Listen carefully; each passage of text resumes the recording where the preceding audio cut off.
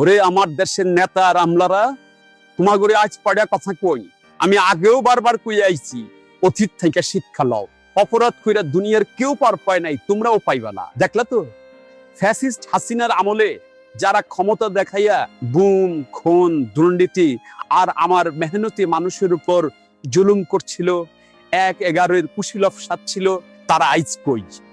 আপোষহীন নেত্রী খালেদা জিয়ারে বাড়ির থেকে উচ্ছেদের যেই মূল খলনায়ক, সে তো ডরে বিদেশে পলাইয়া গেছে, কিন্তু দেশে থাইকা দাদাগিরি করা তার ২ দোসর ঠিকই ধরা খাইছে।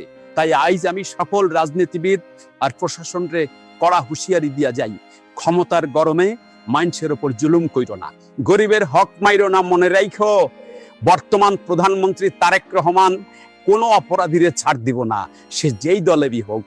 ক্ষমতা চিরস্থায়ী না রে, ২ দিনের গদির লাইগা শেষ বয়সে বেজ্জতি হইও না, জেলের ঘানি টাইনো না। ইনসাফের পথে চলো, দেশে আইনের শাসন কায়েম হোক, আমার মজলুম জনতা ন্যায় বিচার পাক।